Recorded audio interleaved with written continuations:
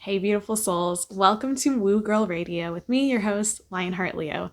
I've been an Akashic Records reader and spiritual practitioner for over 11 years professionally, and I've been chatting with spirits since I was a little bebe in the crib. So I'm really excited to bring to you another episode of Woo Girl Radio where we talk all things woo, spiritual, intuition, manifesting, and all of that good stuff. If you're interested in working with me one-on-one, all that's linked down below. I do past life readings and all sorts of other healing work in my heart healing package.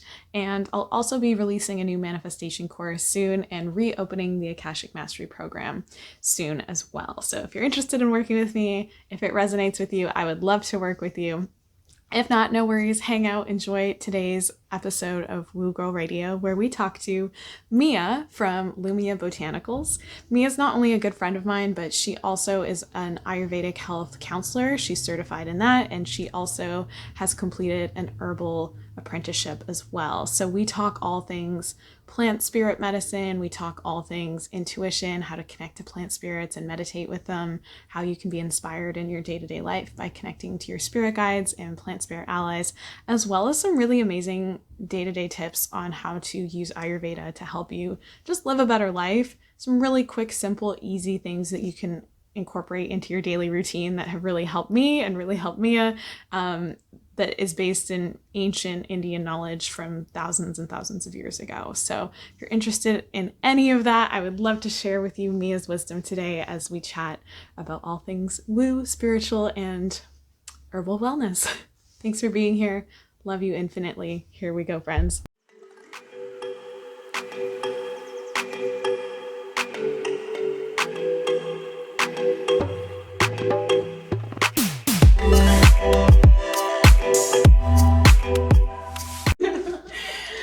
Welcome to Woo Girl Radio, where I, Lionheart Leo, talk about all sorts of woo-woo spiritual fun things. Today I have my amazing friend Mia, who has started an amazing business called Lumia Botanicals. So we're going to be chatting about herbal wellness, herbal medicine, how to forage herbs, and how Ayurveda can help you with all sorts of things in your life. So I'm really excited to get started. Me too. Yeah, welcome Mia. Thank you. So, Mia has recently opened a store in Victoria, BC, which is gorgeous, as you can see if you're watching the YouTube video here. And I pretty much spend my whole life here, so. My unofficial coworker. Yeah. / distraction. Yeah. But really, this is a brand focused on bringing organic, natural herbal wellness to people and the internet. So even if you don't live in Victoria or the west coast of Canada, you can still purchase Mia's products, and they're amazing. They're Ayurvedically formulated, which is great. So do you want to tell us about that, Mia? Yeah, absolutely. So I really took my knowledge of Ayurveda after studying it for 4 years and then married it with my knowledge of Western herbalism. So I actually spent a lot of time foraging herbs, harvesting them myself, growing them myself, and then turning them into medicine. So really from start to finish.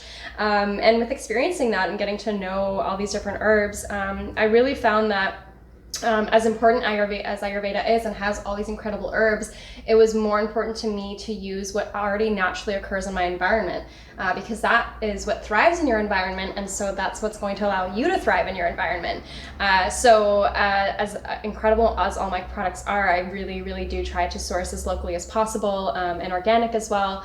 And I really recommend anyone living, in Europe or, in the beautiful South, which I'm so jealous of, to really be trying to get more products from there, because that's really what's going to grow your own wealth of mind and body and soul. Yeah. And so for those who have never heard what Ayurveda is, do you want to tell them kind of what that is? Totally. Such a loaded question. I'm like, where do I start?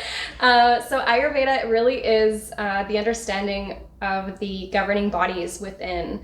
So that really pertains to the 3 main components of Ayurveda, which is the doshas. Dosha literally means fault in Sanskrit.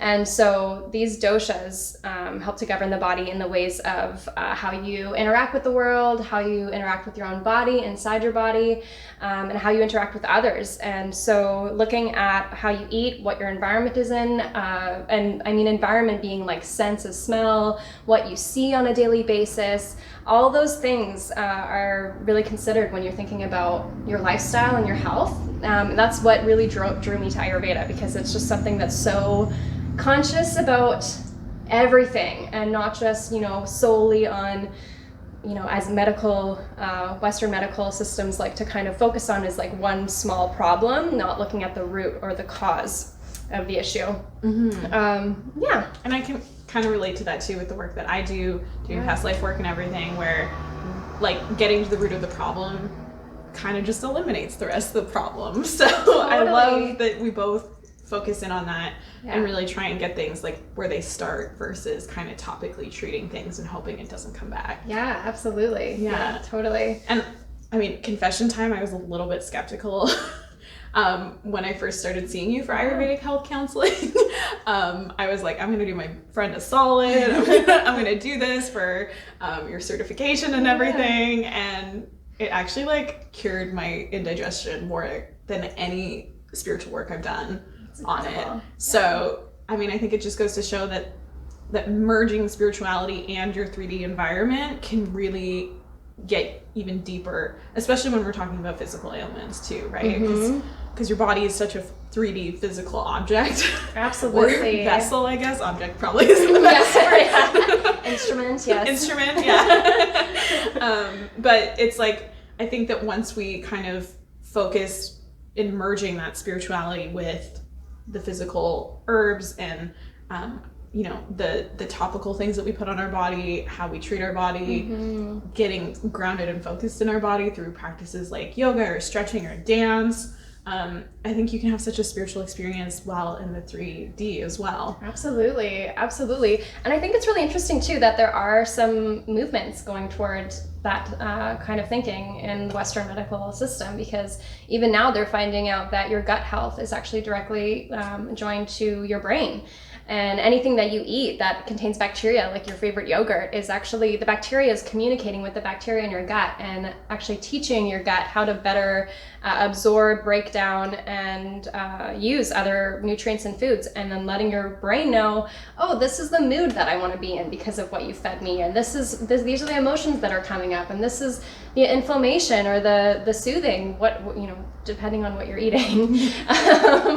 So it's really cool to see that there's a small change happening, and that we see that it's all connected so much more than we understand. There's a lot of ways to go, or there's a long way to go. But it's happening, and it's cool to watch. Yeah, and I just love when science starts to explain the things that like practitioners have known for thousands of years. Absolutely. Yeah, because I mean, Ayurveda is like thousands of years old. Thousands. Comes from India primarily, and has kind of spread across the world. It's the first medical system that we actually still have access to, or that we're aware of. Acupuncture and Chinese medicine is actually based off of Ayurveda, and that's already something that we have accepted as a good way to heal yourself is through Chinese medicine, herbs, acupuncture. It's covered in Health Canada for your MSP and stuff. So I don't know, definitely some big changes, and I'm happy to see it. I'm looking forward to the day when Ayurveda is also covered by Health Canada. That'll be cool. Right? Yeah. Because it honestly helped me so much. Just as a little bit of background, I have struggled with indigestion most of my life. I have a very erratic digestion system where some days if I eat something, totally fine. I digest it fine. It's no problem. And then other days it's like completely out of balance with my system. The exact same food will irritate my body, and I'll have all sorts of kind of like up and down symptoms of digestion. Absolutely. Weird number twos. Like smelly number ones. Yeah. It might smell like coffee. Yeah, totally. I don't have a coffee addiction. It's fine. It's fine. It's fine.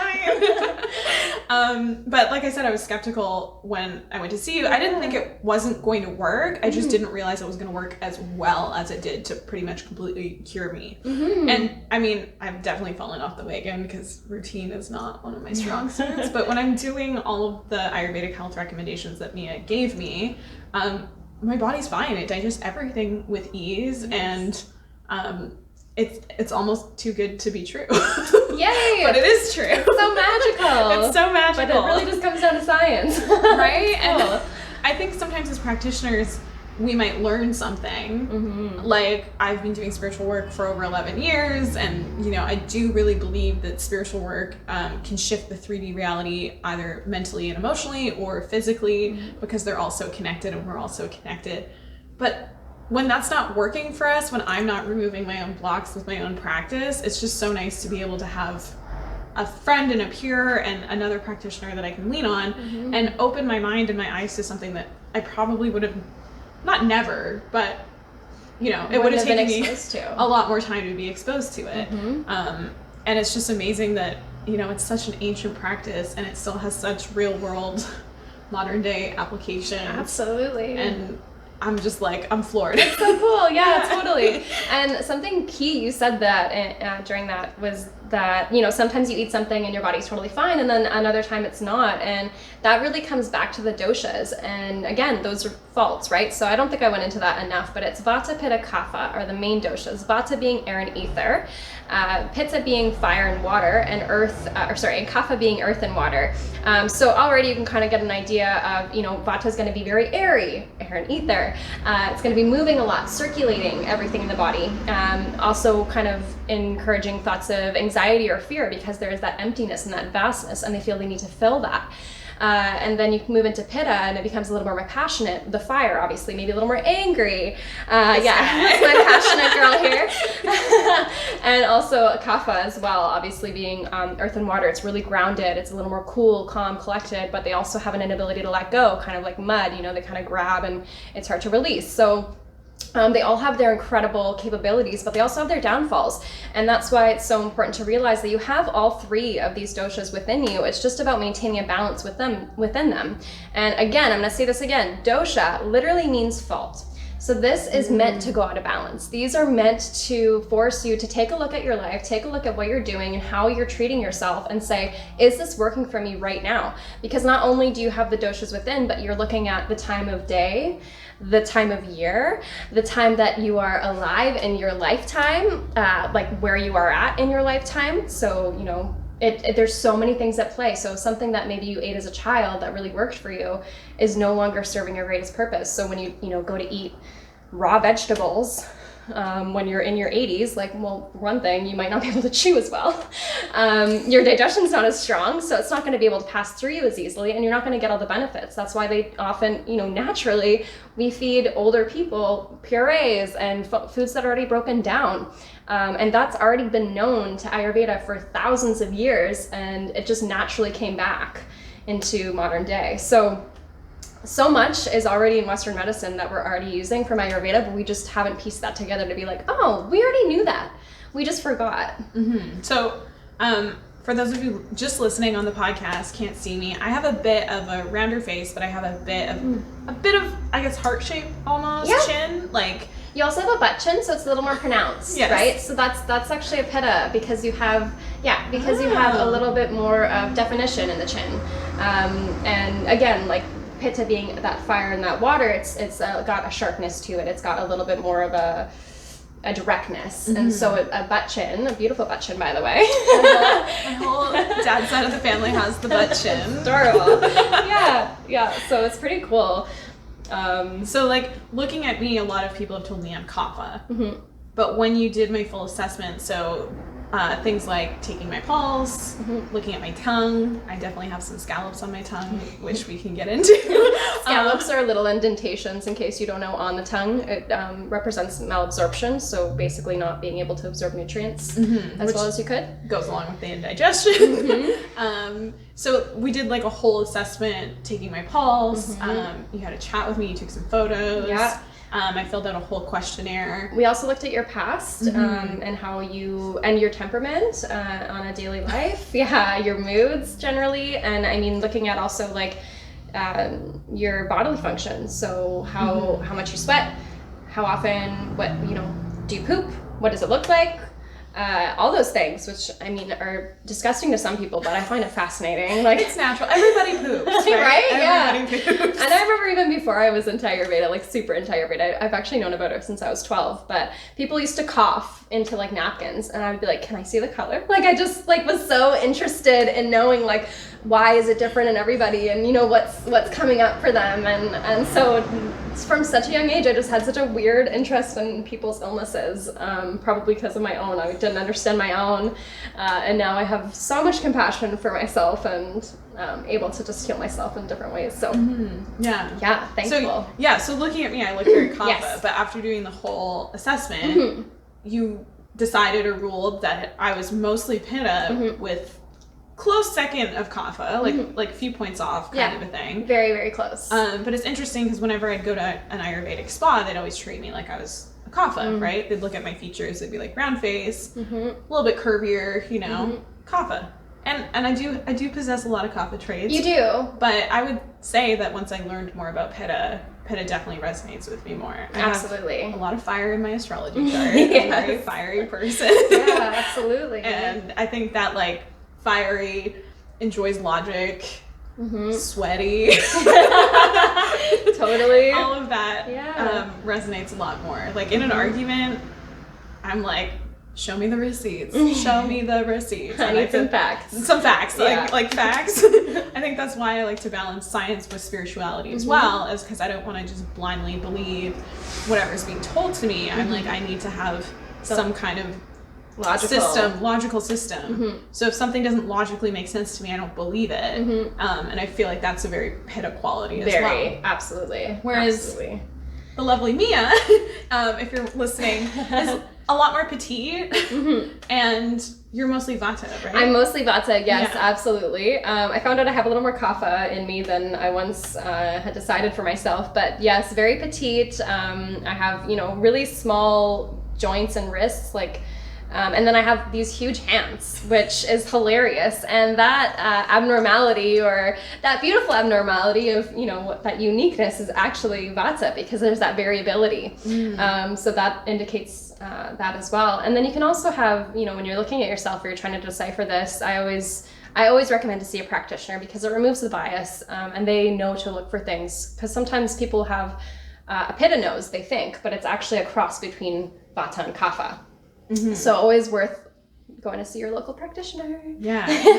And so in terms of how this can help you, Mia, determined that I had a vata imbalance with my primarily pitta kapha temperament. And it was primarily affecting my digestion, but also things like my moods, mood swings, feeling depressed and then anxious and then fine and happy, kind of all over the place, which I know is normal to an extent, but it felt out of balance in my life. And can you just go into that a little bit more about how an imbalance in your natural kind of dosha or disposition can affect somebody?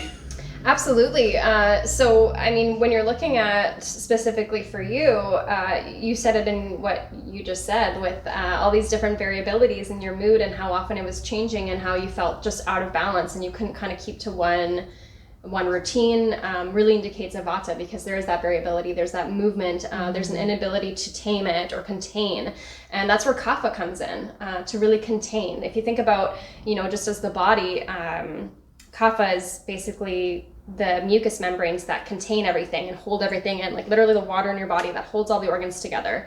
Pitta is the blood pumping, the pumping into the organs, making sure everything's actually working. And vata is kind of everything that allows to circulate and moves everything and allows you to have involuntary movements. So really, you can break that down to each organ. You can break that down to each part of the body.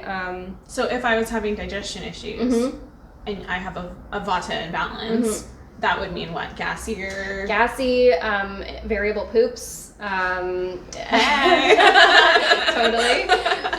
You'd probably get stomach pains, inability to eat, loss of appetite kind of coincides with that. And then looking at just the mind as well, you'd be looking for anxiety that's based out of fear, because that's the thing too, is there's different kind of anxieties and there's different kind of depressions and really where they come from. So generally anxiety is with vata though, and if you think about it too, like it's related to the chakras as well. So that fear base and that anxiety and, you know, that gas, all those things come from the root chakra being ungrounded. And that's where fear lies, right? So if you don't have that grounded and you don't have that under control, it really is, it's coupled with the doshas. And that's something that I feel like I've always kind of suffered with a little bit. Maybe it's my Virgo rising, but definitely fear-based thinking creeps in a lot of the time, and it's something I've had to actively work on to kind of like chill out. That's why I love that TV show, The Last Airbender. Like, they did such a great job. I think it's I love sometimes when I'm feeling low, I'm like, okay, let me get my chakras and check. Aang, tell me what's up. Yeah. Oh my gosh. Yeah. That's if you want a spiritual cartoon to watch, highly recommend The Last Airbender. Yeah. Yes, Avatar: The Last. Not the movie. The movie was awful. Yeah. Sorry. But TV show is great. Yeah, there's so many different, even like Legend of Korra, but there's so many different like layered aspects of the spiritual world, manifesting, manipulating time and space. Like I feel like it's such a consciousness piece, but it's also just fun entertainment. So, absolutely. Side note, watch Avatar if you need, if you need a little like woo-woo cartoon action in your life. Totally. But back to the chakras. Yes. I mean, that's really it. And so you can definitely just look at the doshas in Ayurveda and define basically how that's looking in your body, but it's so beyond that as well. You're also looking at your states of consciousness and how that can affect. And so you have like Rajas, Tamas, and Sattva. Sattva being, you know, an enlightened being and seeing past difficulties or past your own ego. Rajas really being in the middle of that, really reacting is the best way that I can describe it. And then Tamas is something that's a little more ignorant. And you're just not really paying attention to maybe the symptoms that are coming up, or, you know, maybe things that you're being called to. It's possible that you're not allowing that to come to you and sharing from it. So Ayurveda is so interconnected, and there's so many things and so many ways to heal yourself with it. And I mean, the best way that you can start is 3 things. Scrape your tongue, drink lemon water, warm, not ice. Don't drink iced water. Just stop. Just stop, okay? Iced coffee every once in a while is fine, because coffee's not the best for you anyway. If you have to indulge yourself, indulge yourself. Don't have iced water for crying out loud. It makes me angry. This is my pitta. Don't drink it. And spice your meals. Like, seriously, a little bit of coriander and cayenne on your eggs, even cinnamon on your eggs. Like, I know that sounds wild, but it's so good. Just a little sweetness. So just spice your meals, scrub your tongue, drink lemon water. All right? Just to start. Yeah, just to start. Yeah, because I still scrape my tongue every day. That's the one thing that really, from all my recommendations that I still do. And it's pretty gross what will come up over the course of a night. And you said something about, like, it's all the crap, essentially, the crud that your body can't quite digest. It kind of... It's literally... spits it up over the course of your sleep. Exactly. So when you go to bed, your body goes through a cleansing process, right? And this is also really important for you not to eat about 3 hours before bedtime. So, you know, if you go to bed at 9... don't eat past 6. Snacks. Right? Yeah. Don't do that. I mean, that's the thing is your diet is your diet. These are just recommendations for you to know, hey, like, if I eat right before bed, I probably won't feel the best tomorrow, or I'm going to have a lot of crap coming up on my tongue. But essentially, your body needs about 3 hours before actually laying down and going into a true rest and digest state, so that it can properly go through your system and be fully digested. And that way, when you go to sleep, your liver is able to be supported and actually like go through the process of cleaning itself out. The kidneys as well, they all need that time, those 8 hours, those 8 precious hours of our unconsciousness. It really validates the body and allowing it to heal and reel from your day, because we are so overstimulated and we are so not the healthiest beings a lot of the time with what we eat and what we surround ourselves with. So it's, you know, that's part of the reason why we have dreams. Our subconscious is literally trying to digest what we experienced for that day or that week. And so when you're looking at scraping the tongue, sorry, I went on a little tangent. That's very much it. It's cleaning everything out. It's detoxing your organs, and any bacteria that's come up that's undigestible by the system or just generally isn't going to be supportive for you comes back up the digestive tract and sits at the back of your tongue. That's why when you wake up, you have bad breath, and you might have like a gross slimy feeling on the back of your tongue or your teeth. And so when you remove that, it's literally coming up so that you can remove it. Like, tongue scraping has been around for thousands of years. Like, we knew this well before. And even now dentists are recommending it as an practice for oral hygiene. And another thing is, like, scrape your tongue, don't brush your tongue. This is very important. When you brush your tongue, you're taking all of the bacteria that you took off your teeth and then scrubbing it into your tongue. So not only are you just scrubbing in everything that's already come up on the back of your tongue, but you're scrubbing in everything that's come off your cheeks and off your teeth. And the tongue is porous, so it's going to absorb that, and then it's going to go through your bloodstream, through your body, come back up onto your tongue in about a week or so. So you literally have done nothing. You've just literally prolonged the process. So I recommend some sort of copper or stainless steel. If you get plastic ones, you have to change them out because plastic obviously doesn't just naturally dissolve bacteria, whereas a stainless steel or copper is something that you can actually like wash and use regularly. So and plastic is just naturally more porous, from my understanding. Yes, I think, too, totally.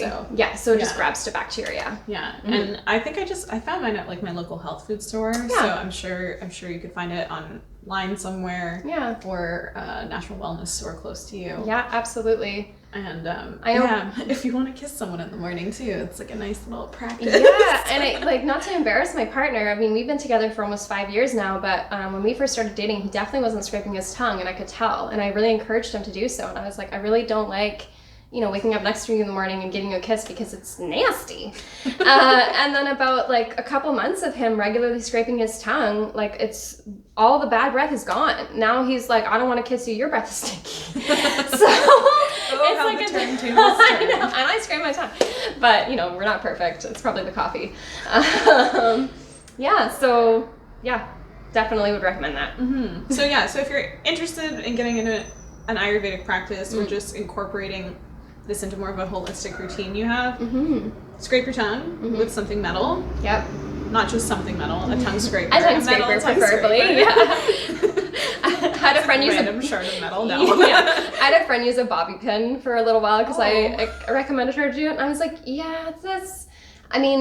I'm glad you're doing it, but I don't recommend that. Invest if you can. I think it's $10. So get a tongue scraper, scrape your tongue every morning. Should we do this at night too? No, just in the morning is fine. You can at night if you feel called to it. I personally don't, just because your body isn't really digesting enough to put right back onto the tongue quite yet. Okay, so morning routine. Yes. Before you drink water or coffee or yes, anything? Major. Before you brush your teeth? So they say to do it before you brush your teeth. I just don't like the feeling. I feel like my mouth is too dry. I like to just brush my teeth first and then scrape, and I feel like it also has loosened some bacteria off of my mouth, and then I can remove it with my tongue scraper. Okay. That's not, I guess, canon or... So personal preference of before or after you brush your teeth. Yeah. But before you drink anything, right? Absolutely. Any water. Even in the middle of the night. I mean, unless you're dying or you just had a big night of drinking and you have really bad dry mouth, let's say, because I've done that. The problem with drinking before you scrape your tongue is you're literally just sending back all of the work that your body's done for the last 8 hours. Hopefully you got 8 hours of sleep. And right back into your digestive system. And so your body's just going to do it all over again the next day. And then also on top of that have, whatever is left over for that day. So it just doubles the work and is harder on your body. So something as simple as that literally takes 30 seconds. Has amazing health benefits. Has incredible health benefits. And makes you more kissable. And makes you, yeah. Who doesn't love that? Totally. So scrape your tongue in the morning, warm lemon water before you eat or drink coffee. Generally, yeah, absolutely. Ideally, I mean, I'm not perfect with this. I have not had a warm lemon water in a hot minute, so. Yeah, and I mean, the benefit of lemon water is it alkalines the body. It also awakens your digestive system. And this is literally why we call breakfast break fast, because you don't eat for 8 hours. I'm sure this is all very common knowledge to all of you listening. But it's really invaluable to let your body know, hey, I'm about to put a whole bunch of heavy food and I need a little pick-me-up. So just having a little bit of lemon in your water, it's like, okay, something's coming. Is this... And Oh, sorry. No. Is this likely to make it more regular too? Yes, absolutely. Maybe this is TMI, but we're all friends here. Because I've definitely had some lemon water and 10 minutes later, the bowels need to release themselves. Absolutely. It's a natural detoxification of the body, right? So, and especially too, it awakens your digestive system. It's going to, move into the small intestine, and your body's going to be like, oh, we have something here. We're lubricated. We're awake. We can move. We have something that can actually, push that fire through or that earth through with fire. Yeah. Okay. So especially if you need help being regular, but just for general digestive support, a little bit of warm lemon water. How much lemon should they be putting in their water? I'd just say about a wedge. Okay. Per 2 cups or so. 2 cups? Yeah. Okay. So as much or as little kind of as to taste. Yeah, absolutely. At least a wedge kind of thing. Okay. Yeah, and you can put as little or as much as you like. At that point, it comes down to your dosha. So if you're a really high pitta person, if you already experience a lot of heat in the body, indigestion, loose stools, for instance, that lemon water is going to be really fantastic for you, but you need to ensure that you're not taking too much, because lemon does have a heating quality. So you don't want to add fire to the flame.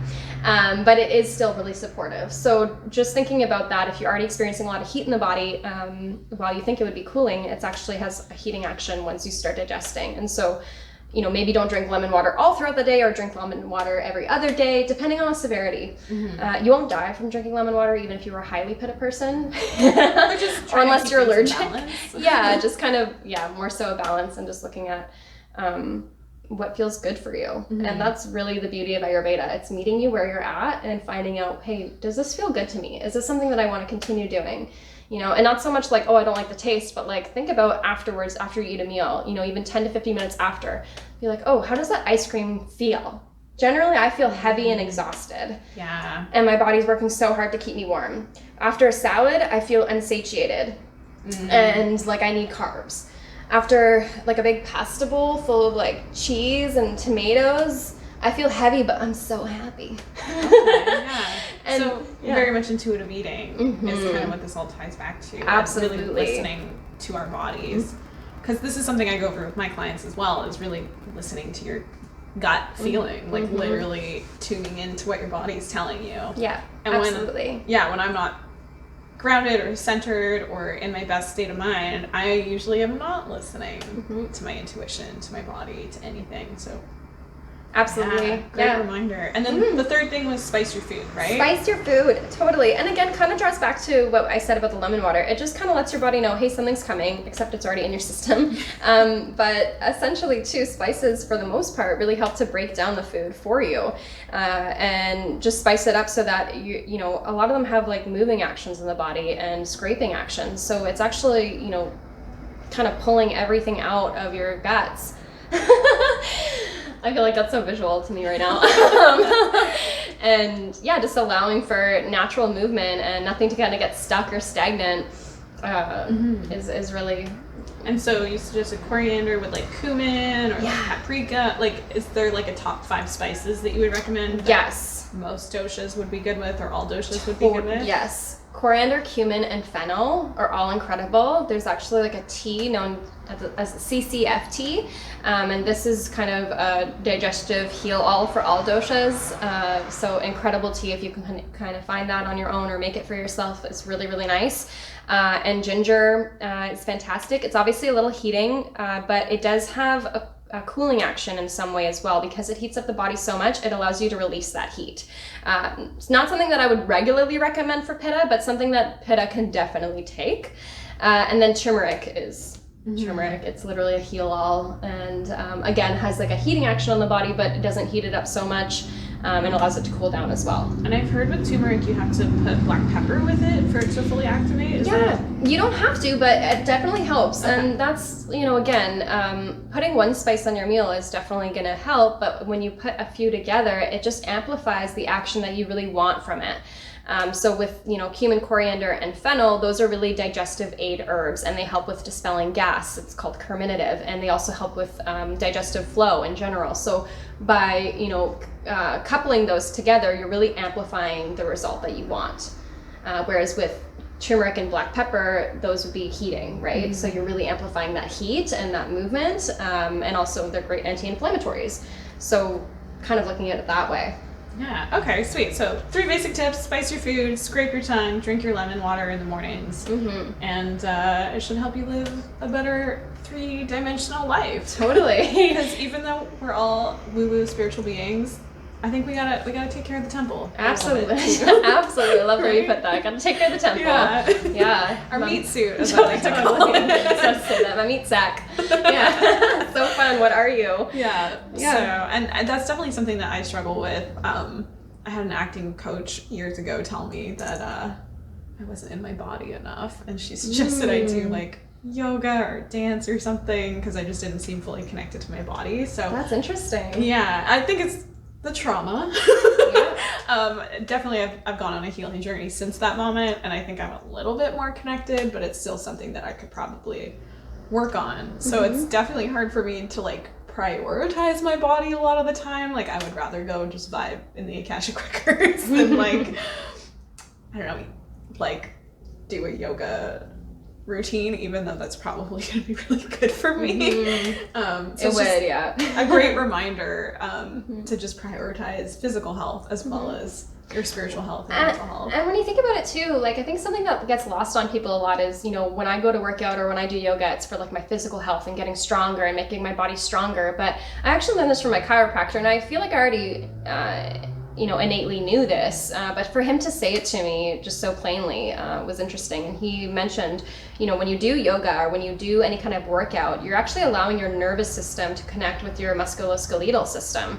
And so you're less likely to sprain your ankle or have kind of like a bad knee or mishaps, because your bodies, your governing bodies, your systems are in cohesion with each other, are actually working together and are aware of each other, and know how to rely on each other a little bit. So, as far as like mental health goes, we already know, endorphins. I always think about this Legally Blonde moment when she's like, endorphins make you happy. Happy people just don't kill their husbands. I know, I love that. So yeah, when you work out, as we know, endorphins are released and it makes you feel happy and good, and those hormones are going to also help to sedate or calm your nervous system, or excite your nervous system, or what have you. So it's really invaluable to do a little bit of yoga or something so that you can have them working together and being aware of each other. Yeah, or even one of my spiritual mentors was talking about just go for a 10-minute walk, Leona. Like just go out for a 10-minute walk every day. Totally. Doesn't have to be that hard. And I'm like, yes, but and doesn't happen every day, but I'm trying to do it more. Yeah. Trying to get more in touch with my body. Yeah, and I mean, another thing too is thinking about, all the organs are obviously related to each other, interconnected, and from an Ayurvedic perspective, you have specific organs that really connect with other organs or other parts of the body. So I recommended for you, if you don't mind my sharing. Oh yeah, go for it. I'm an open book. Cool. I recommended for you, this is when you were still serving, and before we both really jumped into who we are now and what we're doing, which is incredible. But I had offered you to start rubbing your feet more. And for that reason, it was because I felt that you weren't going after your purpose in life, which you are now, and it's incredible, and here we are. And my feet don't hurt anymore. And you don't hurt anymore, also on top of that. Come home from work and they just ache for hours, and I had supportive shoes. Like I was doing everything right. Nothing had changed except my passion for what I was doing. Totally. And that really comes back to the eyes, and where you're seeing and where you're going, what your goals are is directly related to your feet, because your feet is really what's going to take you there, on a figurative and a literal level. So by actually massaging your feet, you're really working out what works for me in my life. What am I passionate about? What's my journey? and also feels good. So yeah, I always want someone else to do it. Yeah, totally. Like, I want a little bit of a surprise. I don't want to know exactly what's going to be touched when. Yeah, nice. But hand and foot massages are like, yeah, so beautiful. So good. So good. Yeah. I don't even necessarily need a massage anywhere else. I'm like, just touch my feet and my hands. Good. Totally. Yeah. Oh, so good. Now I want a foot massage. Me too. Let's go get one. I need a manicure too. You give me your foot, I'll give you mine. No way. That's the reason why I wasn't a spa practitioner. I thoroughly thought about it. I was like, I'll do Shirodara, which is literally just oil pouring on your head, no touching. I'll do that. You're like, I'm good. Yeah, don't touch me. And that's your Vata coming in. And that's my Vata, just a little bit particular in that way, yeah. So in terms of what you do now, speaking of following passions, you've recently opened this beautiful store. If you're watching the YouTube, you can see this gorgeous shelf of amazing products behind us. Actually made this shelf. I'm super proud. Yes. So pretty. Can you tell us a bit about kind of how you transitioned from doing the Ayurvedic health counseling, which you did all the training and everything for, into more of kind of an herbalism approach and like the topical aspect? Absolutely. So for me, it was really, I was inspired by herbalism so much. I was on this path of Ayurveda and I really enjoyed it, and I still do, obviously, and I'm so happy that I can live my life a little bit more Ayurvedically and a little more balanced. But I just really fell in love with herbs and the power of them, and I was so captivated with how well they worked for me, even just topically. So in doing this schooling that I did, which was specifically herbalism, again, I was able, to start everything from end to finish. And it really inspired me to work closely with herbs and discover plant spirit medicine. And plant spirit medicine is really understanding that each plant has its own spirit and has its own healing properties from that spirit. And just as much as rocks, which literally don't even have any way to live, it's not even a living thing, is known to have so much energy. Well, and I completely believe that, but I think it's even more powerful to be working with plants in some ways, because those are living and breathing beings. Like, you literally don't water it, or if you tell it you hate it, if you tell a plant you hate it, you did this science fair. Grade 8, so I was about 13. I did the science fair project, and my very atheist brother hates that I followed a scientific method perfectly and still got results, because he wants to not believe it. But I'm like, where's the hole in my scientific method? Like, tell me, bro. And he just it's like, there isn't one. But essentially the experiment was, my partner and I, for the project, took 3 different types of beans. We had multiples so we could do a control. We used the same soil, same window, same water source. So everything was measured and controlled, same weight of soil. Like, we measured each amount of water, we watered it the same schedule. So everything was the same, except the one variable that we entered was we had a neutral that was just water, no words, and then the other 2 were watered with water. One had the word hate kind of taped facing the water source. The other had love facing the water source. And remember, this is from the same water source. It's filtered the same, it's from the same source. So it's not like one's Brita filtered and one's from the stream. It's like the same water. And there was such a distinct, clear difference. We measured them all. We brought the plants in when we presented the project. We won $200, which was really awesome. But the neutral beans that had no words were kind of an in-between, like a foot or 2 high. And the hate beans were shriveled up and brown by the end of the experiment. So there's a little bit of green. They were still technically alive, but they did not look great, and they did not grow very fast. They were much shorter, leaves literally brown and shriveled up. And the love beans that were watered with water that had the word love taped towards it were thriving. They were 3 or 4 feet tall. They were huge heart-shaped big leaves, so healthy. There was such a clear, distinct difference. And a lot of, I hate to say it, but old white men at the science fair did not love our experiment and told us we weren't doing science. And I told them the same thing of, okay, show me a hole in my experiment then. Where's the hole in the scientific process? Yeah. So obviously I couldn't say, well, this proves it affects humans' health, but one would deduce that... I would say so. I mean, if it has that power over plants that are literally, like, aren't able to verbalize or speak to us in a way that we can really hear them, in my opinion, yeah, Anyways, it's really powerful. And you can actually watch videos of this on YouTube as well. There's been so many experiments. Like, I had known about this before you told me this, and I find it incredibly fascinating. And so that's really, a way to think about plant spirit medicine, is that they feel our energy, they're aware of us just as we are of them. And it's invaluable to treat them well. And that's why, that really took me on this path of, I want to make sure that I get organic ingredients that are coming from, well-loved, well-harvested, with intention is such a big word for me, intention. And that is what I want to include in my products. And so when people put them on their body, they're literally using words of love, or, I literally have an infused love roll on. And I think I think it's so important. Yeah. So that's really what took me there. And I mean, I have had incredible meditations with plants as well.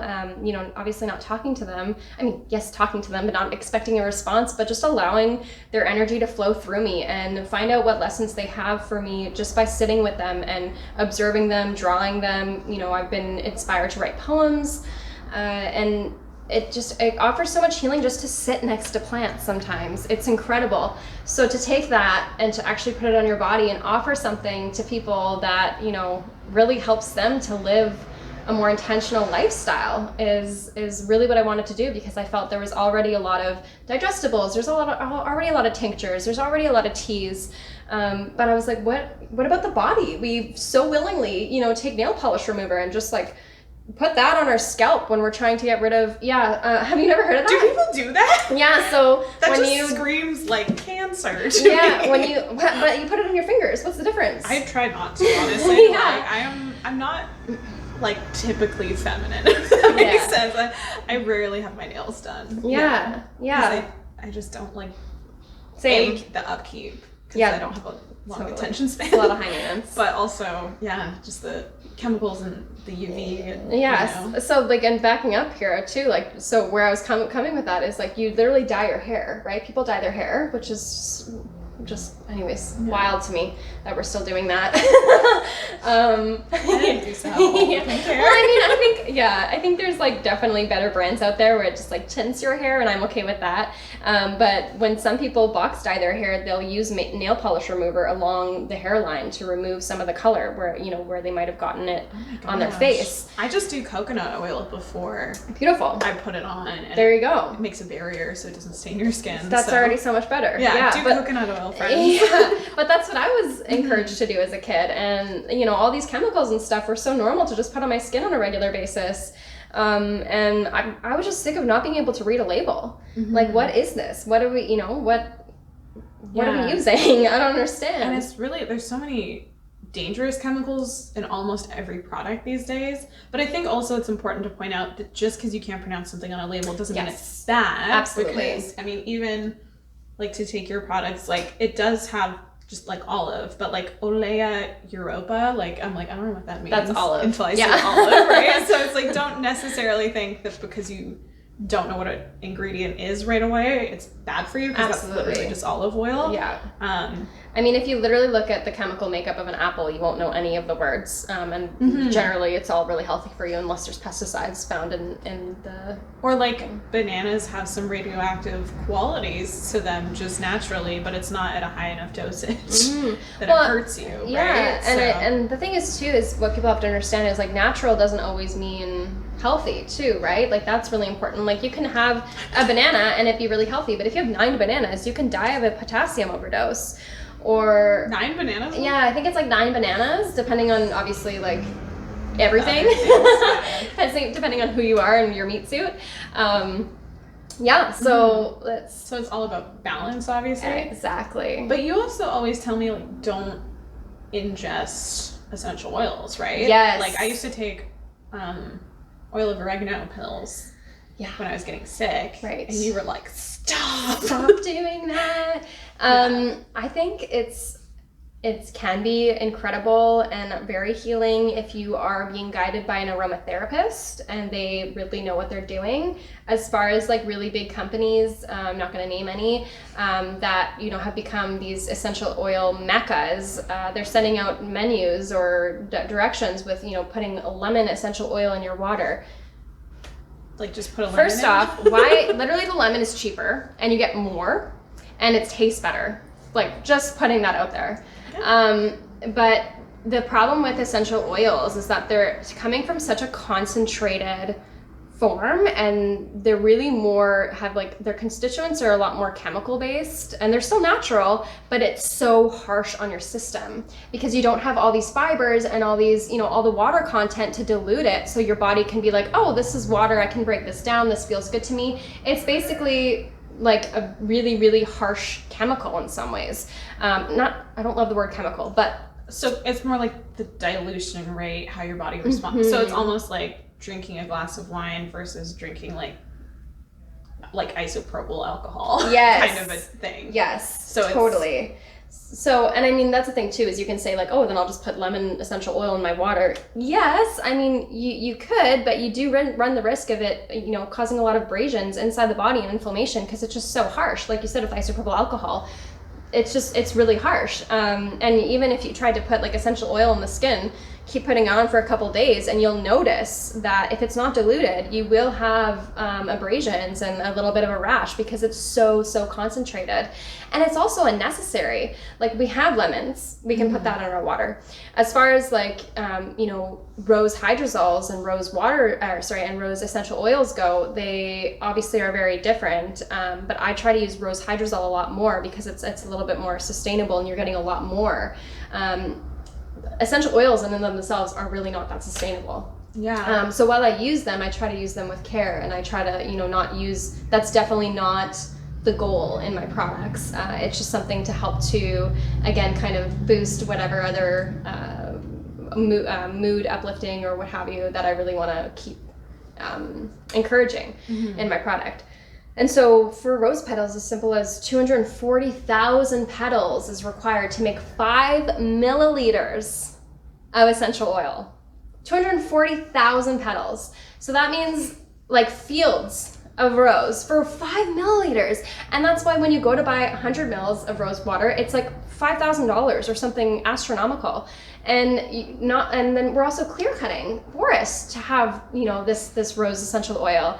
And rosewood essential oil has become really popular, but now that is running risk to be not extinct, but there's another word for that. It's overexploited. And so that no longer becomes sustainable. Whereas when you're looking at an herbal oil, which is what I really like to work with, which I prefer, it's much different because you're taking the whole plant and you're submerging it in oil, and then you're allowing that to slowly kind of infuse into the oil. So you get a lot more product, and it's a safe product that you can put directly on the skin because it's only just taken, the main constituents from the plant. It's not harsh. It's just marrying a little bit more fun, love, and good vibes into your oil.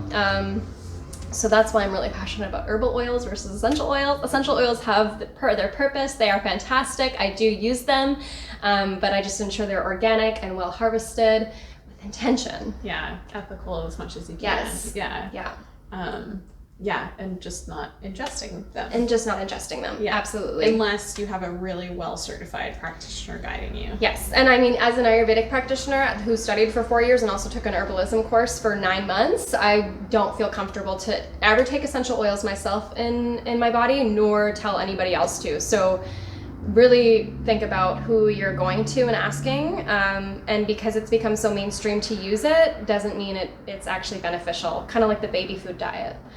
I'm sure we all heard about that a couple years ago. Oh, yeah. Yeah. Everyone was eating baby food and it was like causing some major issues and yeah. I just my brain immediately went to like Tide Pod challenge. Oh yeah, the Tide Pod challenge. Yeah, you gotta totally. be careful. Yeah. So there's so many fads and trends out there, and again, essential oils are incredible, but they have their place and their use, and they are medicinal. They're just extremely potent. So most of my all of my products are at a 3% dilution rate. So that means there's no more than 3% of essential oil in any given product. And some of them are even at a 1%. Some of them have no essential oil because herbal oils are already so incredibly healing. You don't really need more. Yeah, and they just feel really like rich and luxurious too. Yeah. Like it's so fun to watch you make the products. It is. Over time. I love making it. Like you'll let them steep for like a decent amount of time. Yeah, so it's a 28-day process. Like yeah, that's holding my arm out. Like, a little tester. Oh my gosh, it smells so good. So this is what, geranium? This is, rose geranium and patchouli. That's the essential oils, and it's in a calendula, yarrow, and lemon balm, I believe. Smells so good. Herbal oil base. Yeah. So nice. Yeah. So, anyhow, I don't know where I was going with that. I just got wrapped up in my smells. Good. So it's a 28-day process. So I blend the herbs and then pour them with the carrier oil. Generally, I like to do sunflower or olive oil, just because I find that they really infuse and extract the best. And then I will heat them a little bit if I feel it needs a little bit of a kick for 4 to 8 hours, depending, and that's on a really low setting. And then I strain them. And so kind of with the moon cycle, I allow it to kind of go through the cycle with the moon. I was just thinking that. Yeah. I was like, it's so cool that it's 28 days because I'm like, how magical is that? And like feminine energy as well. Absolutely. We're so tied to the moon with our feminine cycles, you know? Absolutely, yes. Yeah, I think my partner is too, because around the full moon, he's also a Cancer, but I'm like, it's your man time, isn't it? Yeah, I love that extra like witchy magical layer to all of it. I'm like, totally. Yeah. I didn't even know that. Here I am. Learning more about Lumia. So good. Yeah. So like what would you use a body oil for? Like what, like just moisture, hydration, or is there like a deeper? All the above. Hydration locks in moisture, also moisturizes the body. There is a difference. And then the herbal oils that I use also have anti-inflammatory properties. So it's fantastic for specifically the covet. I formulated this with intention of helping with achy joints and tired muscles, and just helping to relax the body. And I've had some friends tell me, I put it on my scalp when I had dandruff. I put it on my rash when I had a rash and it just went away. And I'm like, I'm not surprised. That's not the intention of it. But I knew that it had the capacity to do that. And would they work for like face oils? Like, well, I see that on TikTok and Instagram all the time of like all these beautiful people like putting face oil on and just like and it just looks so luxurious. Yeah, I mean, for me, my Bath and Body oils, you can also use them in the bath. I call it my lazy massage. So you just like literally pour a whole bunch in, and then you just as you're in the bath, just like showering yourself in love. It's also a great way to show yourself some love, and you can also ground yourself or stimulate yourself depending on how you massage yourself. I'm gonna get back to your question in a second. Go for it. But I think it's so good to know, if you're trying to ground yourself, you're gonna start from the head and go down, and because you're moving your energy downwards and planting yourself into the ground. If you want to stimulate yourself, you're going to go from the ground up. So you're bringing all that energy to the head, and it's going to help to create some, feelings of creativity and passion, and just kind of like get you going for the day. What was your question? Oh my gosh. What was my question? Sorry. Oh, is it a face oil? Is it a good face oil? Oh, right. So I wouldn't recommend my product specifically as a face oil, just because it is a heavier oil content, and generally I'd think that I'd want something a little lighter. They are pretty null for how high they are in creating comedones. I've tried to keep it at like a 1 to 0 with the oils that I've used, but even then I would use something a little bit lighter, for me anyway. For some people it could be incredible, but not for me. Okay, so it's not specifically formulated, but if it works for you. Totally, yeah. But on the scalp could be nice. Bath totally. time. Yeah. Cool. Yeah. Yeah, and so like I kind of want to circle back to this idea of like plant spirit medicine, because we all know that I love to talk to spirits. Yes. How is that for you? Do you want to elaborate on that Absolutely. a bit? Like, have you had any experiences or visions, or you said you wrote a poem? Yes, totally. I wrote lots of poems. The first plant that I really sat with, my first plant ally, as I like to call them, is marshmallow. And so really the best way to speak to plants is just meditate with them and just allow them to, you know, be in your presence and take in their energy. But there's 5 different ways. I can't remember all of them right now. I'm going to try to. But there's 5 different ways that you connect with plant spirit. That's clairvoyancy. So I think clairvoyancy is like when you see or... Yeah. Are we talking kind of psychic senses that you Yes. can yeah. Okay. You tell me. I have a whole quiz on this on my website. On me. So if you want to take the quiz, it should be on my homepage, lionheartleo.com, and I'll link that down below for everyone. I'll also link Mia's store down below, and cool. So you can find her. But essentially clairvoyancy, you were right, is psychic seeing, clairaudience, psychic hearing, clairsentience, psychic feeling. So when we're talking about getting in touch with our body, this could be a really great practice for anyone who's a little bit more kinesthetic, or gets those gut feelings and just kind of knows in their body an intuitive sense of things, or feels vibrations or picks up like empathically other people's feelings. A lot of the time people who are empaths are primarily clairsentient and they're not realizing how psychic they are. Claircognizance, psychic knowing, and there's actually 6. So there's clairalience and clairgustance as well. So clairalience would be a psychic smelling. Okay. And I actually know another practitioner that journeys to plant spirits and is primarily clairalient. Cool. So this friend of mine has talked about, you know, they would smell something that wasn't in the room, and they could tell someone's intention after they started to kind of learn the language of spirit. So spirit might show up smelling like roses if they could trust the person, but it might smell like some other herb that wasn't physically in the room. It's not like she's smelling something that's physically in the room. If she couldn't trust that person, or if what they were saying wasn't in alignment, or those kinds of things. So it's a little bit more rare, I find, clairalience and clairgustance, but it could be super helpful for you. Is clairgustance taste? Clairgustance is taste. And so I've also crossed paths with someone who can taste people's intentions. Oh, cool. Yeah. So they chewed a lot of gum and ate a lot of snacks because they were constantly tasting things, and I think it was just overwhelming for them, so to have a bit of control with that. But something that you can always do if you are being overwhelmed by your psychic senses is kind of set boundaries with yourself and with your spirit guides or the universe. I'm very like claircognizant and clairsentient, but I've been very clear with my spirit guides that I'm like, I don't want you just popping up at the end of my bed. Yeah. I don't want to see ghosts in my apartment. Like, even if they're there, like, I will use my other psychic senses to tune into it and deal with the problem, but I'm just like, I just don't like being spooked. Yeah. Going back to that, like, root chakra of fear stuff, I'm like, I don't need to be spooked all the time. So for me, I'm clairvoyant when I'm in a journey or I'm in a trance and I'm in the spirit world. I can see things, but day to day, I don't love seeing too much. So I put a boundary up, and your spirit guides in the universe tend to respect that as well. Cool. You want to be careful not to super limit yourself. Yeah. But yeah, you can really use any of those psychic senses. Most people have some of all psychic senses, but we'll typically have like 1 to 3 that are most pronounced. Yeah, totally. So when you're meditating or connecting with a plant spirit ally or a crystal, like you can pick a crystal up and have a little conversation with it. See what comes up for you. See if you're smelling something, tasting something, hearing something, just knowing something. I find a lot of claircognizant people don't realize how psychic they are because they just know things and they can't explain why they know it. It's almost like an idea just gets dropped in their head, or they get the concept of something but can't say where it's from. So see what happens when you're intentionally trying to tune in, I would say, is your best advice. Yeah, totally. Yeah. That's But anyways, with the plant spirit ally that we were talking about, you said there's the 5 ways or 6 ways really to connect with them, and you had an experience, right? Yes.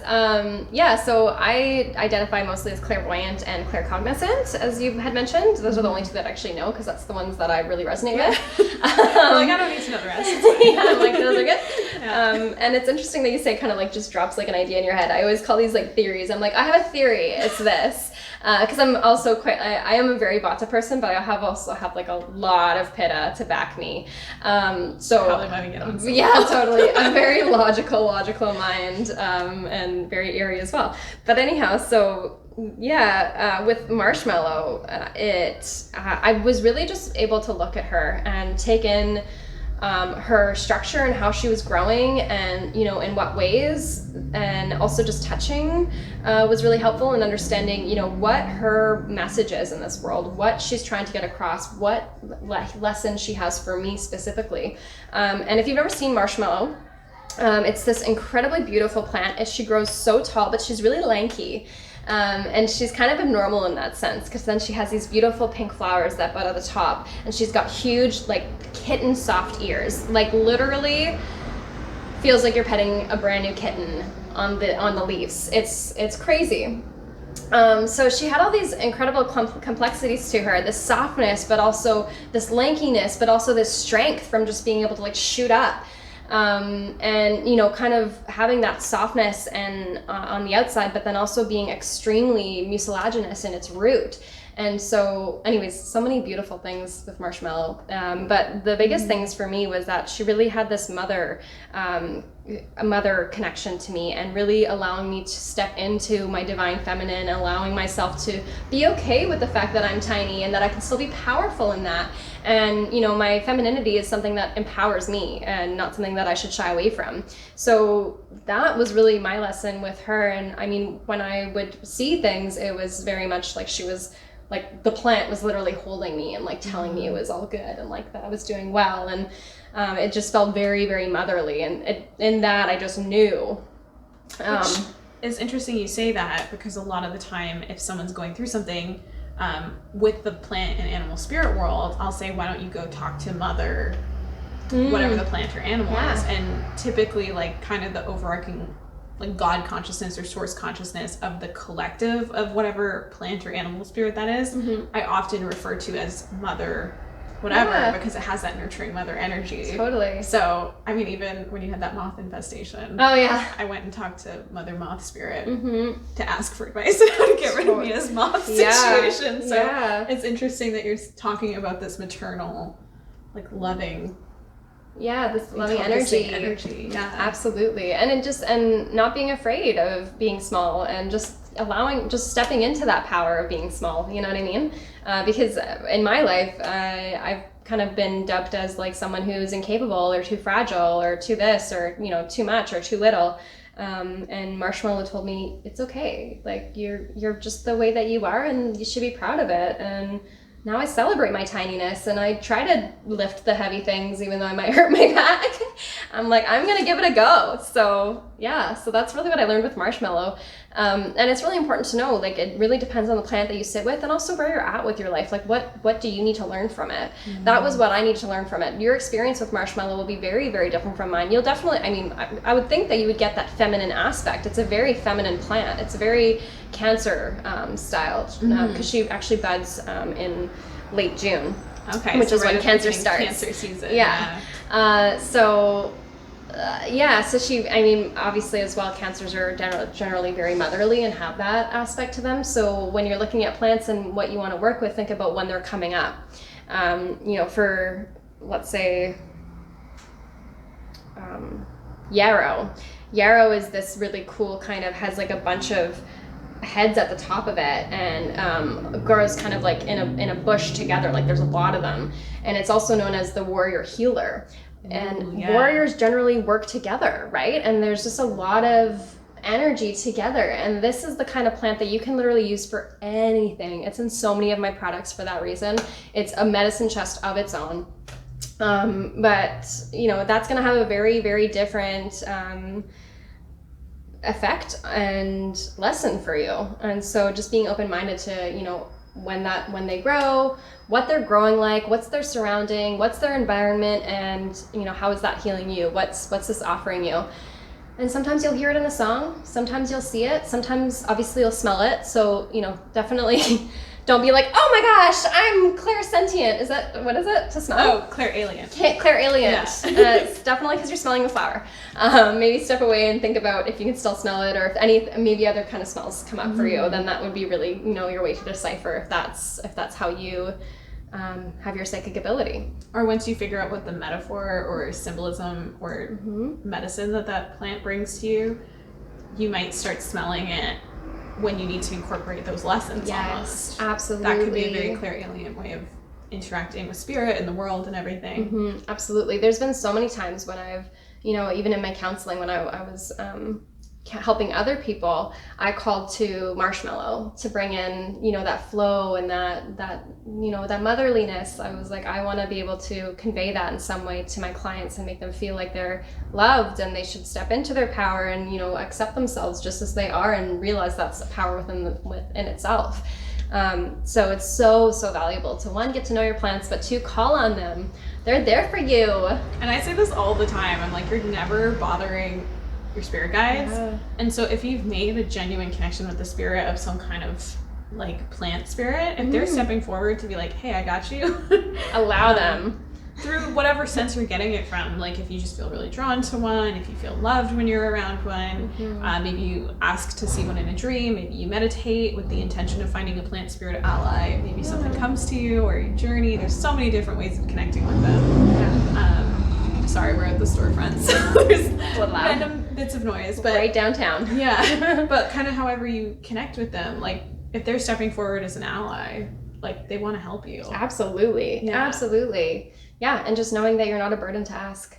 I think, as we all know, in any friendship or relationship that you have in the 3D meat suit physical world, you can't rely on one person for everything. They don't necessarily have the resources. Absolutely. So even if I'm like, Mia, I'm here for you no matter what, and I might deeply mean that, I might not be able to if like someone's in the hospital or, like I'm burnt out from work or something. And, I can mean that sincerely.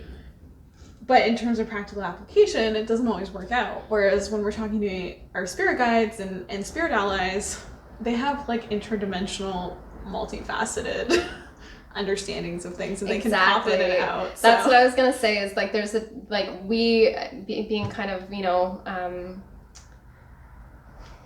I don't want to say, we're confined. That's the word. We're so confined to our meat suits, and there's a lot of remembering happening. We already know so much as we learned when we did that spiritual healing together. There's a lot of remembering happening when we're in our meat suits, but when we're going to our spirit guides, they already know. They're all knowing because they've moved on. They're interdimensional, as you said, and there's just a different kind of understanding of things, and there's an unbiasedness because they're not confined. And we do carry that consciousness within us. It's just buried pretty deep. We have to remember it. Yeah, when someone cuts us off in traffic, we're probably not like, I am an interdimensional consciousness having a human experience, and so are you, and we're all one. We're like, hey, cut it out. Totally. So we definitely do have a little bit more of that like 3-dimensional confinement. So yeah, absolutely, which is beautiful. I think that's why we incarnate here in the first place, because sometimes it's a little bit boring to know everything. I think so. Absolutely. Being all powerful, it gets old when time and space doesn't exist until you create it. So, absolutely.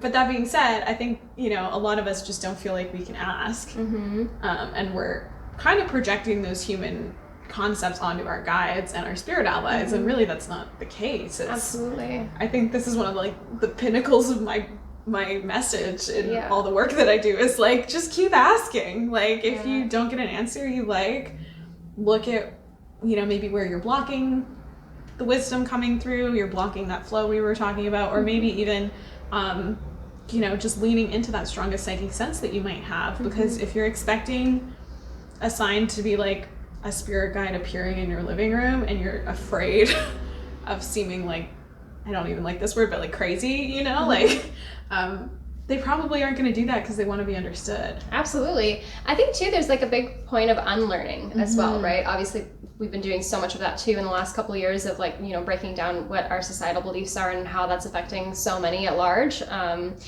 I think it's obviously incredibly important, but I think something that we aren't fully aware of is actually it's scientifically proven that the first thing that you learn about something, even if you're proven wrong against it or you're shown research and studies and logic that actually doesn't work or fit, you could be presented with all this information and believe it, but you're still more inclined to believe your first belief.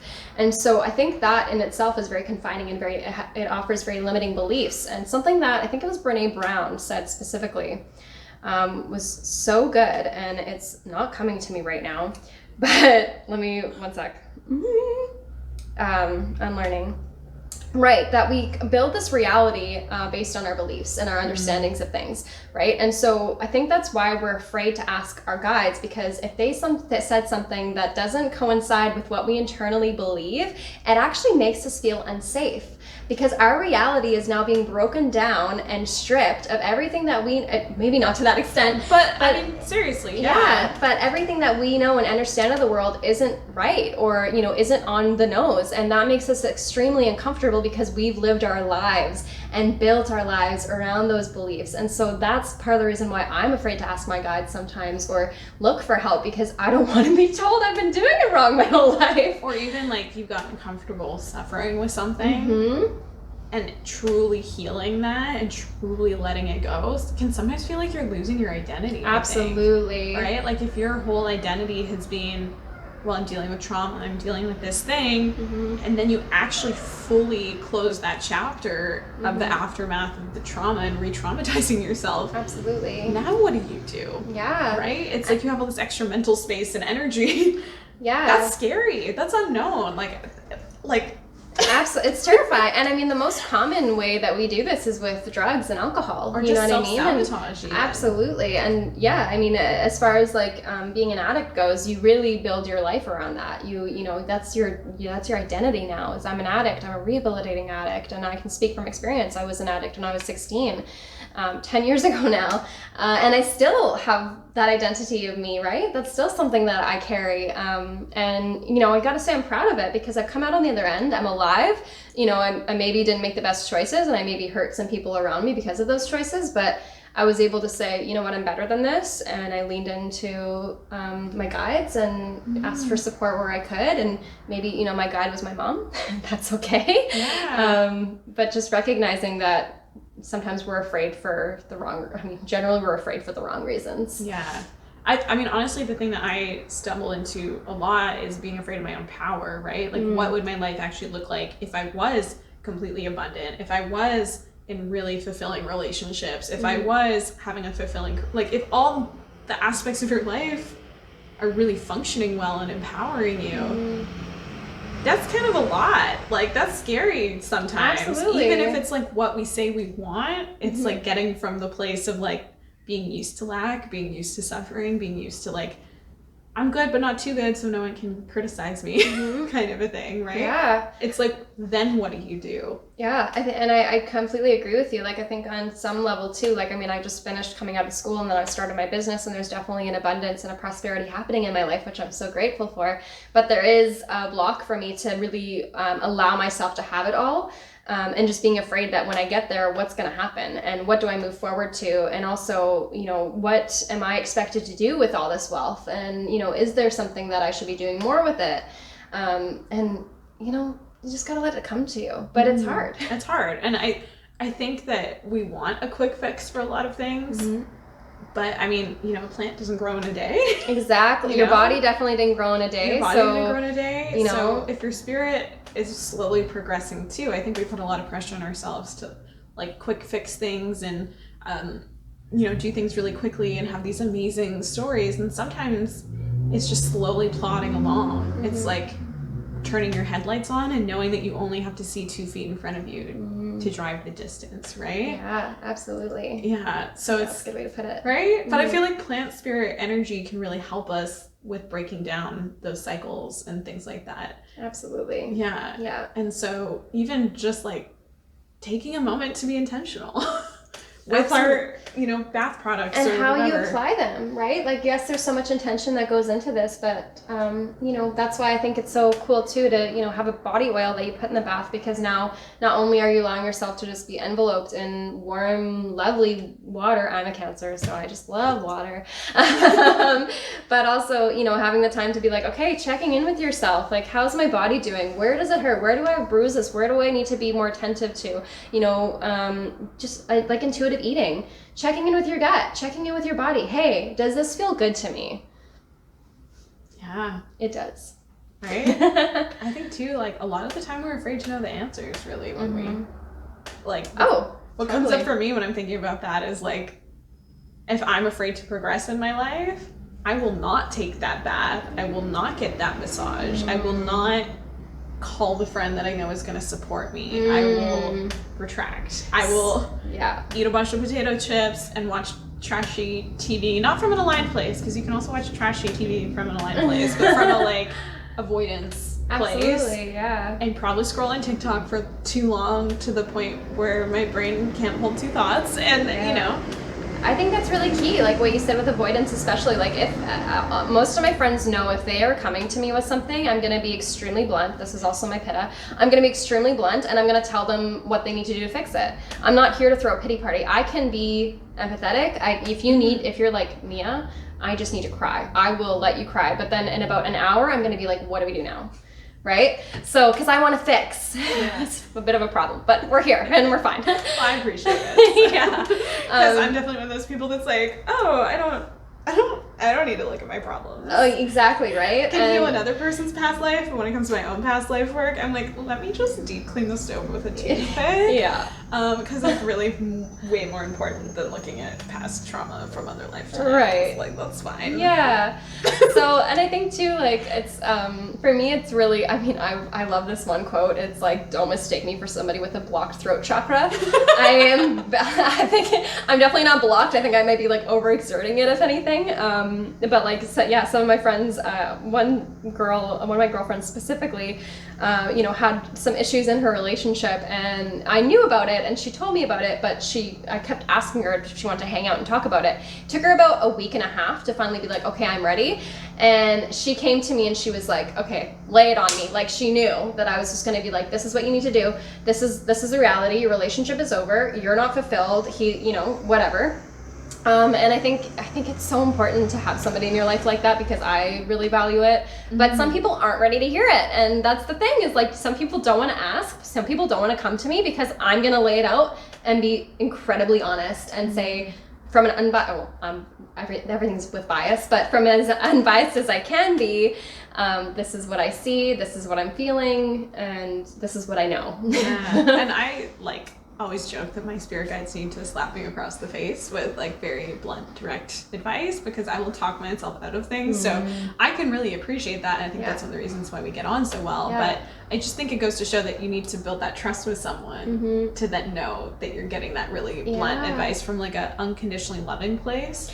So building a relationship with your spirits is so invaluable then too, in what you're saying, right? And being able to trust them and know they have your best interest in mind, and that they're going to just lead you to your potential. And, when you're calling onto them, for me, what always puts my mind at ease is saying, I accept, or I allow all beings who love me and protect me unconditionally to come forward and guide me through this.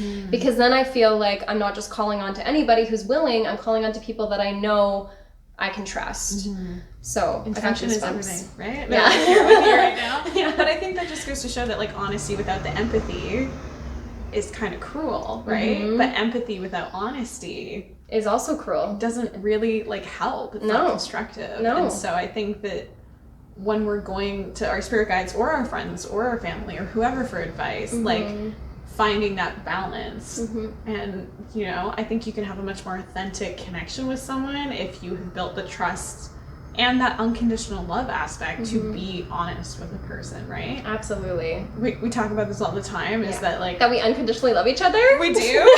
But also that if we ever had a problem with each other, we would, with kindness, be straight up with each other. And I think there's a lot of beauty in that pitta logic, reasoning, but also sometimes anger, right? Absolutely. Anger can be so constructive if you're not doing it from like a venomous place, if it's coming from I'm fighting for our relationship. And my boundaries, I value you so much that I'm not going to be avoidant like I can be sometimes, right? I'm going to show up and I'm going to be vulnerable. And fight for you. And fight for this relationship, because I can't function if this boundary is getting crossed, So this is uncomfortable for both of us. Here's my boundary, And it's so refreshing. Like, we've talked about this so many times. It's so refreshing to have a relationship like that, where you can just be like, this is how I feel.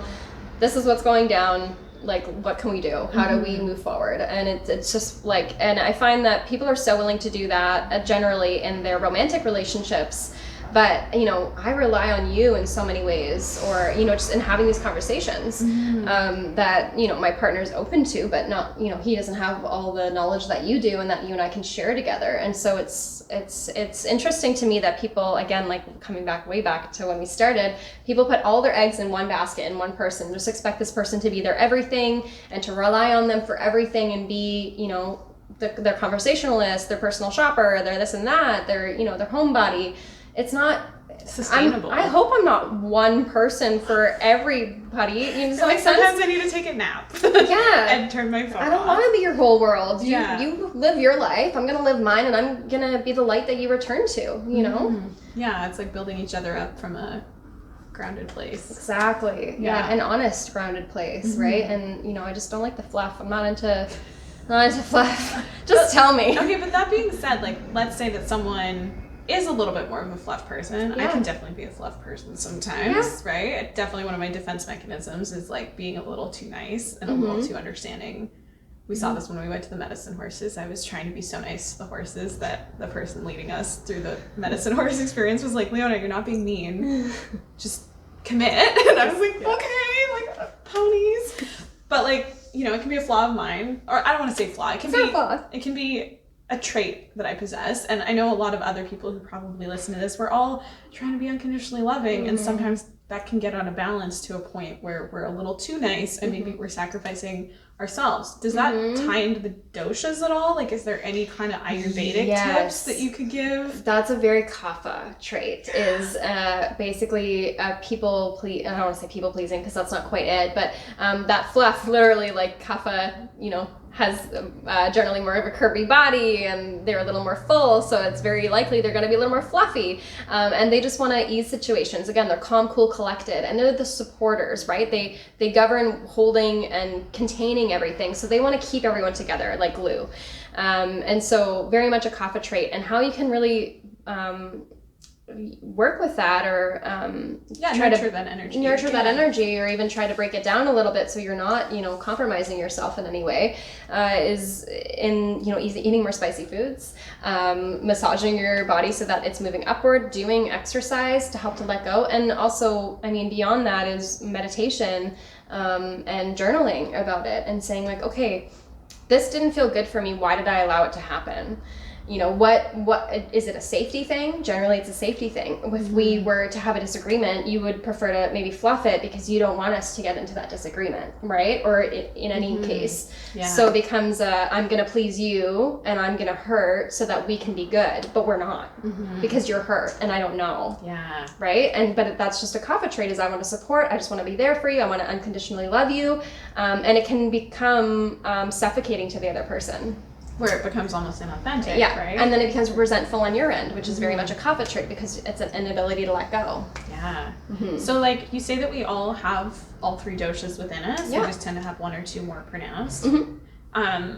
What would you say in terms of kind of like give and take to balance things out kind of a thing? Because in the spiritual tradition I've been taught, everything about health is kind of like, if you pull something off, you need to replace it with something. Oh, interesting. Kind of a thing. So on a spiritual sense, if I remove an attachment from one of my clients, I need to replace it with soul energy or love and light energy or coding from a spirit guide or a power animal retrieval or something like that. Because if I pull something out of someone's aura, it leaves a hole and I don't want to leave that hole where just anything can move in. Would you say it's kind of similar with the doshas, where if you like remove some of your kapha traits, your pitta might take over? Naturally it does that.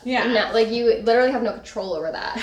It's because they're constantly working together, they're constantly moving each other, and pitta being very much the middle is going to be that heat, and so that's going to get everybody to go like, oh, okay, we need to wake up, we need to move.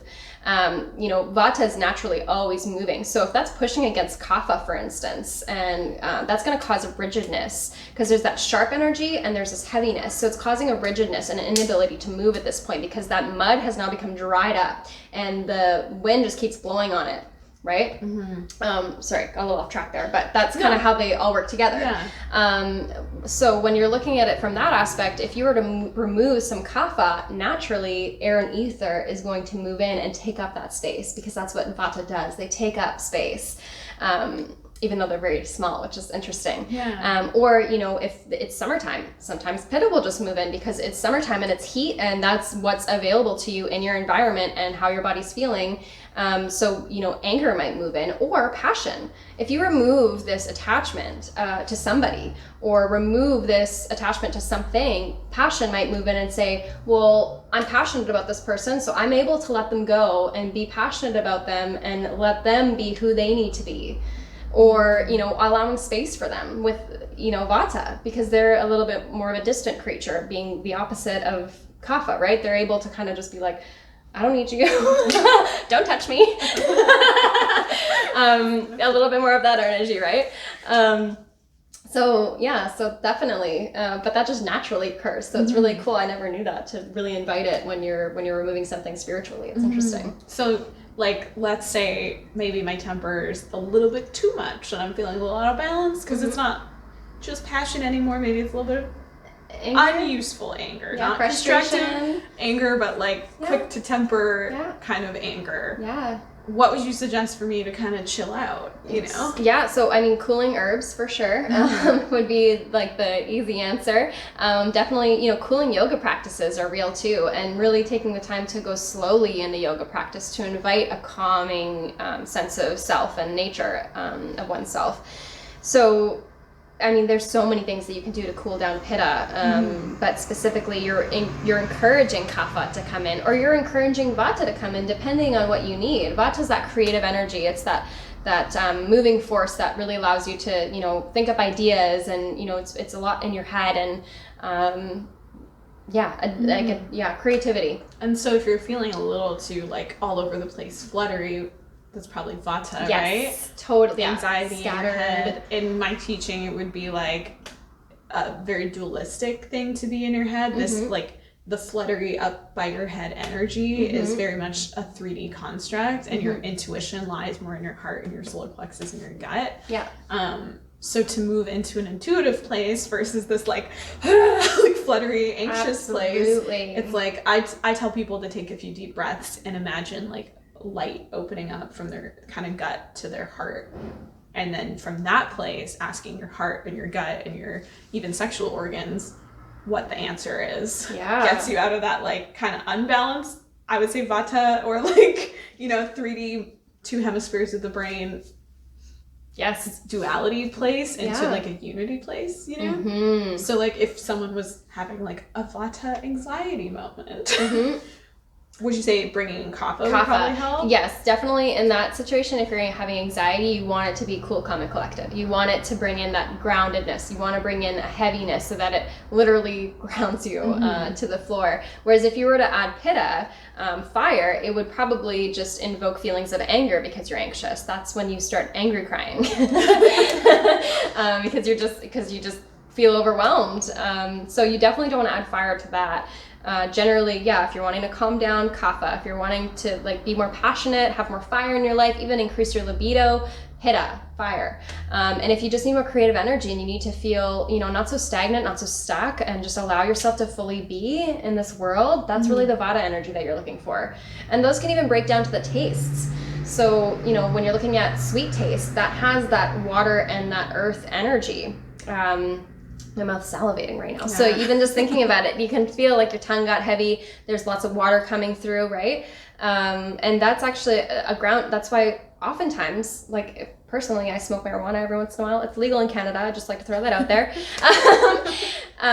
It's something that's very heady, right? It gets you very much kind of scattered in your head. I always crave sweets because my body's like, I need to ground myself. So naturally, I reach for sweets. So you're saying that if you're a little bit in your head, you should eat ice cream. Definitely. No. Because it's cool, calm, and sweet. Something warm for vata. Yeah, maybe like a hot chocolate or something might be brownie. A little, warm brownie. I mean, or just having like a nice, you know, sweet peach or something might be a little bit more beneficial. I go straight to like, or like sweet oats. Sweet oats are really good. Yeah. Okay. Yeah. So just kind of thinking about that in terms of adding and subtracting the things that we need. And even if you're not confident with the doshas, I'm sure you could just kind of think of it in terms of the elements of the body, right? So like even if you're not quite comfortable you haven't maybe done enough research or worked with an Ayurvedic health counselor or practitioner, you know, you can just think of it in terms of, okay, I'm feeling fluttery and not grounded. Maybe go put your feet in the grass, take a few deep breaths. Or eat some root vegetables. Like, that's really some invaluable information for me too, is like thinking about like, okay, how does this plant grow? You know, what time of year does it grow? And so for roots, they're going to be obviously really grounding because they come from the ground. They also grow in the time during kapha season. So naturally they have those kapha qualities where it's, you know, has demulcent. So a lot of the time it has like soothing properties on the stomach, and it's going to have a little more water content, that kind of thing. Whereas obviously in summertime you have all these beautiful flowers and these petals, those are going to have very much pitta energy. So, or fruit even, like fruit, very pitta energy. You know, you can still have that sweet aspect, but it has a fiery nature. Yeah. So it'll be soothing, and it'll definitely digest well, but it's just going to have a bit of a different, you know, aspect. Whereas sweet potatoes are going to be so good if you're feeling like fluttery. Like, I have an incredible recipe for sweet potatoes, cheddar cheese, and chives, and mashed it all up. Wow. Yeah. It's so good. Right? Yeah. I love that. Healing with food. Yeah. And beautiful. And topicals. Topicals. Yeah. So is there anything else that you want people to know about herbalism or Ayurveda or your products or anything? Like, what would you want people to leave knowing? Absolutely. I think I just want to go back to the fact that we should really be focusing on what's in our environment, and how that can help to sustain us and live better lives, and stop looking so much externally or at how other places in the world are, you know, feeding themselves or what they're eating. Looking at what's available to you is really going to set you on the best path for thriving in your community and in your environment. I think that's really what I want to leave you off with to really think about. Yeah, because there's something so cool and intentional. Obviously, if you're foraging, don't forage near exhaust and roads. Don't forage where there's pesticides. Yes, don't forage on private property where you might get. And don't like forage from like all of the plants from one area. Like, you know, if you're gonna hit one bush, maybe if there's like 10, take 4 of the heads of the plant, and also look into like where you should be cutting as well. You should never cut below the leaf. It should be just above it because it'll have a better chance of regrowing. You know, taking petals instead of the whole head, so that it can seed. So kind of doing your research a bit on like safe foraging practices, what's poisonous and not. Like, I think there's like poison hemlock that looks like wild carrots. So like, don't do anything you're not sure about. But like, I've harvested horsetail and made like a horsetail infused honey. Yeah. That feels amazing to know that I picked it with intention, with love, slow infused to honey, and then that honey is then going to bring healing to my body. It feels so intentional. Or we foraged for wild rose petals the other day, and I made a rose syrup, and it doesn't super taste like rose because I didn't have the 240,000 petals or whatever. But it's cool to like feel like this isn't just like a Coca-Cola. This is like a homemade soda that I made from herbs, you know? It becomes so much more intentional. And I mean, it's like, you know, going out for food is so great, but when you've like cooked something, you've made yourself, and you're thoroughly enjoying it, like generally I enjoy that more because there's a sense of pride, and there's a sense of accomplishment, and there's a sense of taking care of yourself, you know? Or going to a place where you know it's like a local kitchen, and you know that they take pride in what they do. It is intentional eating. I'm supporting my community at that point. So there's a sense of accomplishment in that. Whereas, you know, ordering from McDonald's, hey, I'm not perfect. I'm pretty sure I had McDonald's last night because I happen to have a beer. So, you know, that happens, and it's okay to leave room for that. It's okay to do that every once in a while. And actually, if there's one thing that I can leave you with, really, is that it's not about what you do sometimes. It's about what you do every day. That's really going to make the difference in your life. Ooh, yeah, I felt that. Yeah. It's not what you do sometimes. If you have a carrot every once in a while, the brownie that you eat every day is definitely going to be the determinant of your health versus that carrot that you hope will just counteract the brownie. Or even just like a self-love practice, right? Yes. Like if we're talking trash to ourselves every day. Yes. And then we say 1 or 2 nice things to ourselves, or accept the occasional compliment. Yeah, I really try to think of my thoughts as a reel. Like when I'm thinking and I'm trying to be really mindful of it, I'll like see the words and sometimes they'll be bright and sometimes they'll be dark, and that'll be a way for me to suss out, like, okay, is this negative self-talk, or am I talking myself up? Or is this positive talk? Yeah. Yeah. Totally. Mm-hmm. Yeah. Oh, I love that. So maybe before we say goodbye, friends, because I know we're getting to the end of our time, Yeah. we can just all, if you're not driving, put your hand over your heart, maybe over your solar plexus, and just take a deep breath. And maybe just commit to being intentional with yourself this week or today, or as much as you can.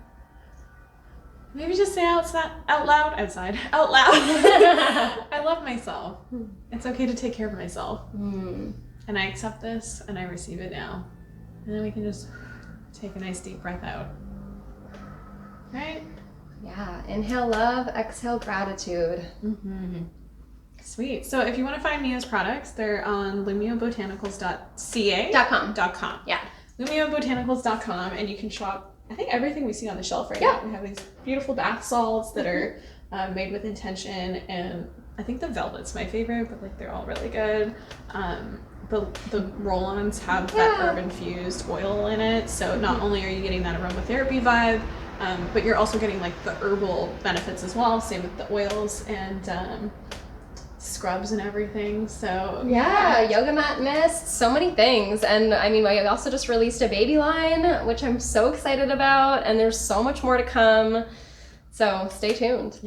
So obviously no pressure, but if you feel called to, it's, you know, locally made, small batches, with intention, and organic products, and pretty deep understanding of herbalism, and not only just the medicinal qualities of herbalism, but also that spiritual value as well. So Totally amazing. Well, thank you so much for chatting with us, Mia, and sharing your knowledge with us. Of course. And go forth and be in balance, friends. You deserve it. Thanks, guys.